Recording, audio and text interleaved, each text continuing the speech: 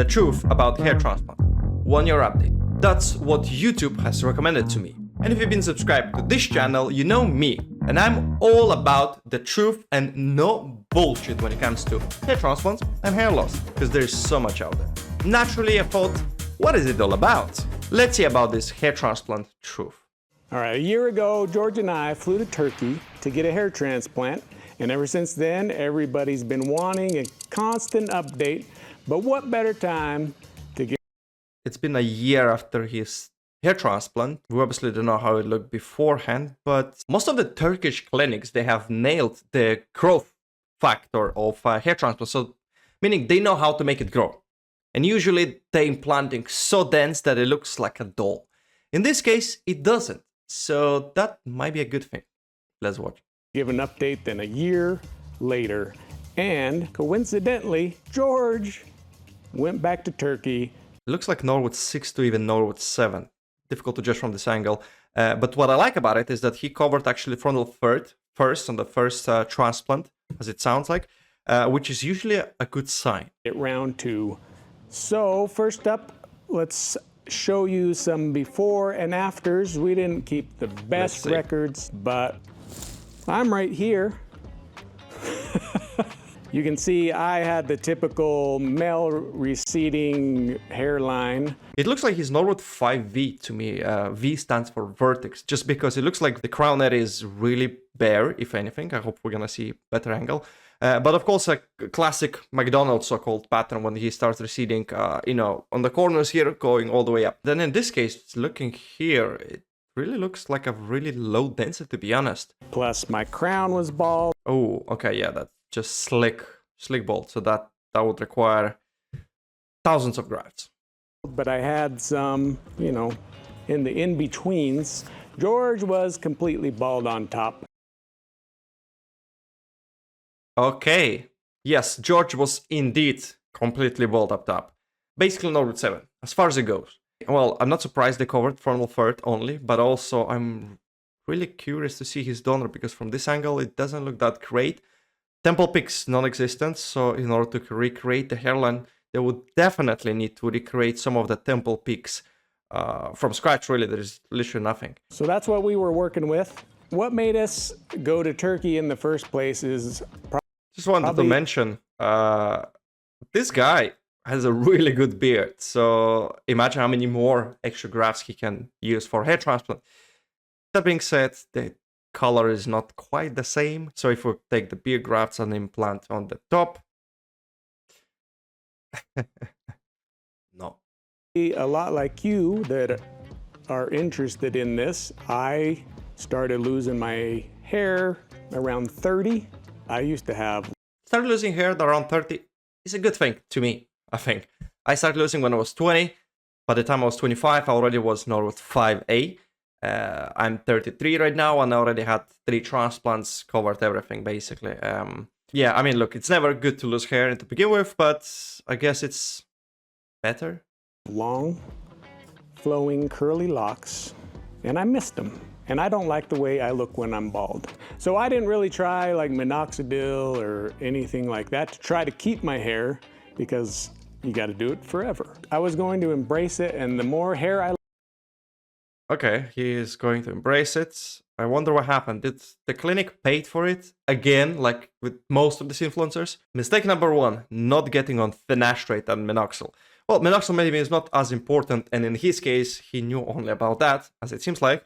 Minoxidil wouldn't really stop hair loss at all. It would help to grow hair a bit thicker and longer, but that's about it.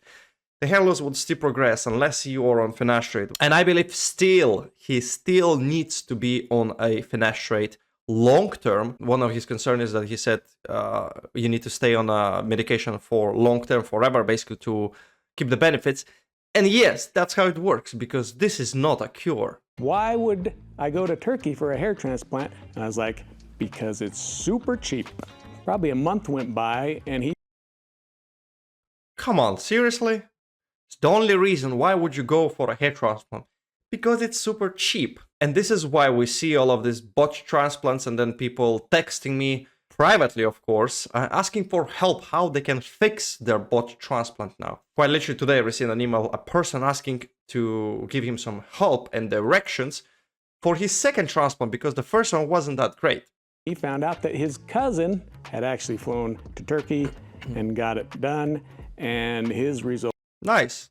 were amazing. So Yeah, I agree. The results are definitely amazing. They didn't cover everything, of course. He had a quite substantial hair loss.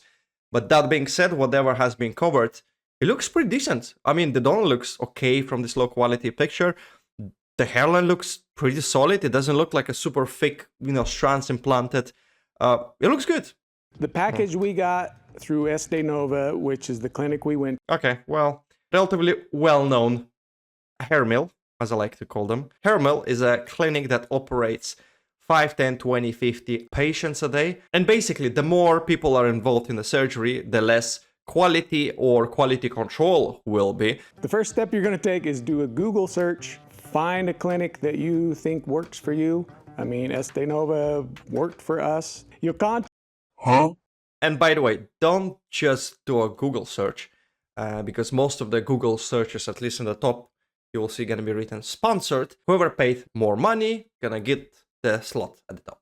But to help you with the research, I've actually got a video, or quite a few actually, who can help you to find the best clinic and especially doctor for you for your case. So check out the video just in this one of those corners. And I'm also gonna put it in the description down below.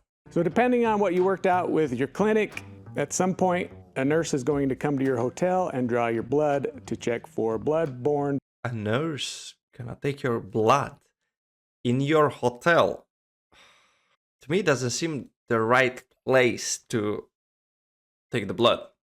At the clinic, you'll go in, see the doctor, he'll make a plan, draw some lines on your head, they'll take some pictures, they'll shave your head, and they'll start the procedure. They'll extract however many they're gonna do, 3,000 plus. After your little break, the doctor will come in and he'll make the new holes in your head for the implants. And he does them at a random interval so as to keep it pretty natural. Like as you can see on mine, I must say his hairline, like I mentioned earlier, it doesn't look too bad. It doesn't look too pluggy or like straight. At least there, they've done somewhat of a decent job. The barber, they had no idea that I had a transplant. Very good. That's the goal. You want to, at all costs, not touch your head where you have the new transplants onto anything, because there is the possibility that the plugs could come out. Agreed. Do not touch your freshly transplanted area. It's one of the top 5 mistakes that people do that I've discussed in the video over here. Link in description. They will check and make sure everything's going okay. Then they will show you the proper procedure to wash your head. And you're going to be doing that for the next month or so. After that step, I mean, that's a bit over-exaggerated. The next month? No, really. After 10 days, 12 days, 14 days, you can just go back to normal. Using your normal products, wash the way you normally wash. they'll take you back to the hotel and you are done. So whenever you arranged to fly home after that, they'll come pick you up, take you to the airport, and then you're on your way back, and it's all recovery from there. By the way, I recommend not to travel immediately after the surgery. Again, one of the top 5 mistakes that I mentioned in the video over here. I had a ton of numbness that lasted for months, probably 6 months before I got all the proper feeling back in my head. I had quite a lot of numbness as well after my first transplant, especially because it was the biggest amount, like 3,600 grafts transplanted in the frontal third. Any growth for 2, 3, 4, 5, 6 months. Yeah, 6 months after transplant, that's a reasonable amount of time to start seeing something happening. And for both of the gentlemen, actually, it looks like it started growing already at this time, which is a good sign. Our clinic wanted us to go like a whole month or maybe 6 weeks before even wearing a hat. What I've read online is after... I mean, fair enough. You should really always listen to what your clinic says. That being said, I put a hat after 7 days, and I'm fine. Your grafts are totally secured after 5 days. There is no way you're gonna pull them out. The only problem is the scalp. It's still healing. It can get irritated or inflamed or whatnot by wearing any hats, especially if they're not clean, you haven't cleaned them for a while. But otherwise, yeah, I would suggest not to bother with anything really. Just give some time for your scalp to heal. It looks really nice. It looks much better. I wonder if he got thinner. Is that George? Yeah, okay, the crown is totally bare, but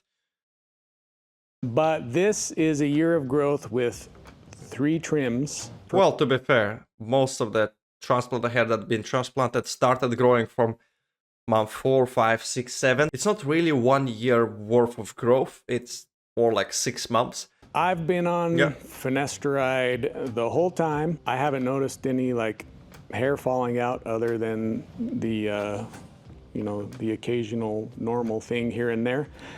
I also was on minoxidil for about 6 months. So the whole time I assume he's saying us after his surgery, and actually that's a common thing. Best doctors, they would usually not take you as a patient until you already start finasteride and stay on it for at least 6 to 12 months.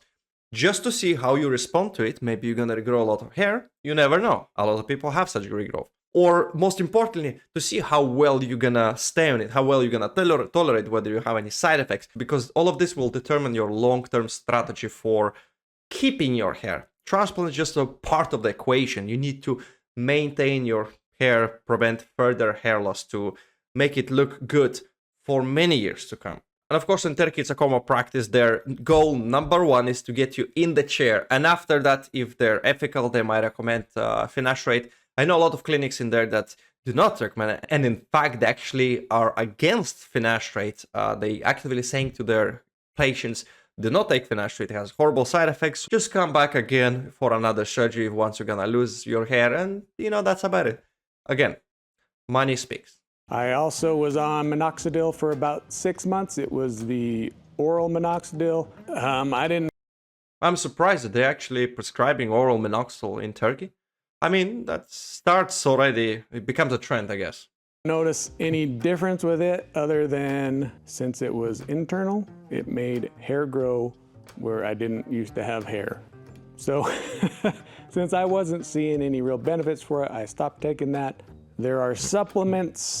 I wonder what dose he was in, because oral minoxidil is actually really potent and it works quite well. Usually people are not responding to topical minoxidil because they don't have enough sulfur transferase enzyme in their hair follicles, in their scalp.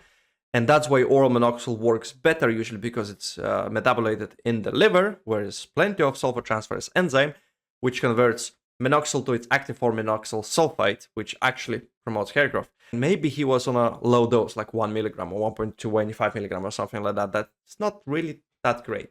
Saw palmetto, hyaluronic acid, and biotin that have shown promising results. My dermatologist No, really. Nah. If you want to find out the best treatments that are currently available on the market with all of their pros and cons, check out the video over here. Again, also in the description down below. You might want to schedule a day or 2 extra. And that's another mistake I see right there. Do not stay on the direct sun like here after a transplant. You should try to stay away as much as possible. This redness might persist for many months to come if you're going to be on direct sun. And actually, it can even stay somewhat permanently. So yeah, don't do it. Let just the scalp heal until completely redness disappears. But this time, since he was only getting his crown done, he was done in 3 hours. I was expecting to have... Wow, 3 hours. I mean, his crown was huge and they have done everything.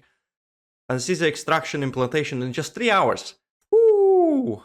I wonder how many people was working on his head. One thing you might want to look into if you need like dental work or something else done, they do everything over there at a reduced price. Plastic surgery, medical procedures. So in a nutshell, Turkey has a huge medical tourism industry just because it's not quite regulated as much as in other countries. For example, US, UK, and the rest of the Europe. And the government in Turkey is actually subsidizing and helping those clinics to bring as much business as possible. The Turkish government is actually subsidizing the marketing for these clinics because they're trying to increase their medical tourism up to 50% of their marketing budget. So if they're going to throw, like they can throw $100,000 at some sort of marketing campaign to promote their clinic, they'll get $50,000 back from the government. And this is why the corners can be cut, and the surgeries can be done by non-doctors. Just a part of the game. By the way, this thumbnail, that's what caught my eye to begin with, and it kind of looks fake, don't you think? Oh well. And hey, good luck to George for regrowing his hair. It looked so far not too bad, to be honest, must say. So good for him, good for this gentleman as well. Best of luck with the recovery. And if you still looking for a clinic or a doctor you cannot decide, definitely check out this video. It's gonna help you a lot with your decision to shortlist all of the clinics that you have in mind.